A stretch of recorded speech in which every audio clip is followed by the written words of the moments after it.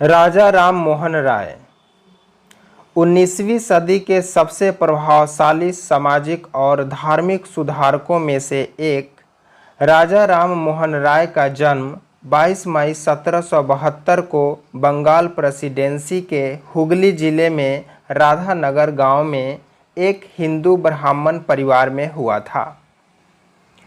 ये आधुनिक भारत में पुनर्जागरण के अग्रदूत और एक अथक समाज सुधारक थे, जिन्होंने भारत में ज्ञानोदय और उदार सुधारवादी आधुनिकीकरण के युग को आरंभ किया। उन्होंने बनारस में रहकर संस्कृत का अध्ययन किया और वेद तथा उपनिषद को भी पढ़ा। राम मोहन राय ने 1803 से 1814 तक ईस्ट इंडिया कंपनी के लिए वुडफोर्ड और डिग्बी के निजी दीवान के रूप में काम किया। राय 1814 में नौकरी से इस्तीफा देकर धार्मिक, सामाजिक और राजनीतिक सुधारों को बढ़ावा देने के लिए कलकत्ता चले गए। रविंद्रनाथ टैगोर ने राम मोहन को भारतीय इतिहास के आकाश में एक चमकदार सितारे के रूप में संदर्भित किया था। गोपाल कृष्ण गोखले ने उन्हें आधुनिक भारत का जनक कहा था। उन्हें मुगल सम्राट अकबर द्वितीय द्वारा राजा की उपाधि से सम्मानित किया गया था। सामाजिक सुधार। इन्होंने तत्कालीन समाज में व्याप्त सती प्रथा की समस्या के उन्मूलन हेतु अथक प्रयास किया। उनके अथक प्रयासों के कारण लॉर्ड विलियम बेंटिक द्वारा लाए गए बंगाल सती विनियमन 1829 के माध्यम से सती प्रथा पर प्रतिबंध लगाया गया। उन्होंने तत्कालीन समाज में प्रचलित बहुविवाह, बाल विवाह और जाति व्यवस्था जैसे रूढ़िवादी समस्याओं के खिलाफ लड़ाई लड़ी। उन्होंने छुआछूत, अंधविश्वास और नशीले पदार्थों के इस्तेमाल के खिलाफ अभियान चलाया। उन्होंने महिलाओं को पुरुषों के समान सामाजिक दर्जा दिलाने हेतु महिला शिक्षा का समर्थन किया। उन्होंने महिलाओं के लिए विरासत और संपत्ति के अधिकार हेतु कार्य किया। संबंध संगठन।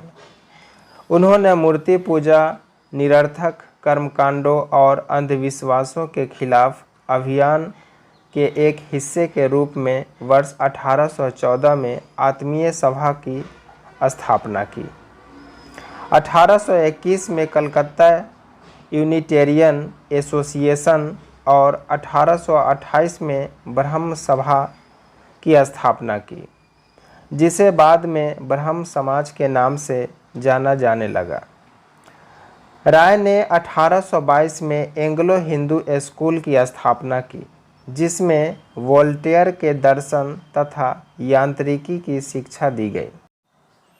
1825 में उन्होंने वेदांत कॉलेज की शुरुआत की, जहां भारतीय शिक्षा के साथ साथ पश्चिमी सामाजिक और भौतिक विज्ञान पढ़ाया जाता था। राय ने आधुनिक शिक्षा के लाभों के प्रसारण हेतु सराहनीय प्रयास किया।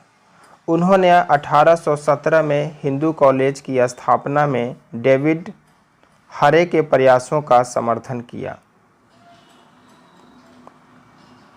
लेखन के क्षेत्र में योगदान। उन्होंने 1803 में अपनी पहली पुस्तक तुहफत उल मुवाहिदीन प्रकाशित किया। 1809 में एकेश्वरवादियों को उपहार नामक पुस्तक लिखी, इस विश्वास को साबित करने के लिए कि प्राचीन हिंदू ग्रंथ एकेश्वरवाद का समर्थन करते। उन्होंने वेदों और 5 उपनिषदों का बंगाली में अनुवाद किया।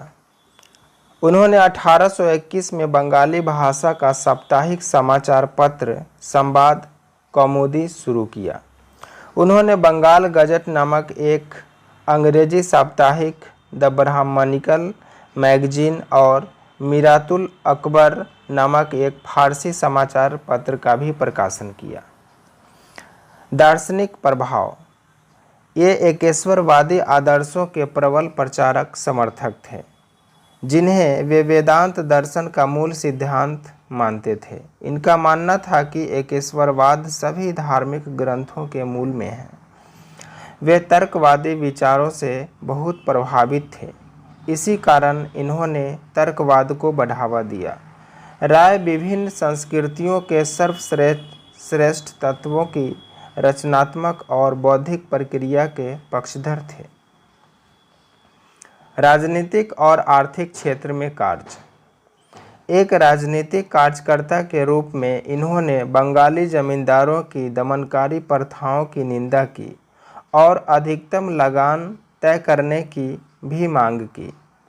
उन्होंने निर्यात शुल्क में कमी तथा ईस्ट इंडिया कंपनी के व्यापारिक एकाधिकारों को समाप्त करने का आह्वान किया। साथ ही बेहतर सेवाओं के भारतीयकरण और कार्यपालिका को न्यायपालिका से पृथककरण की मांग की।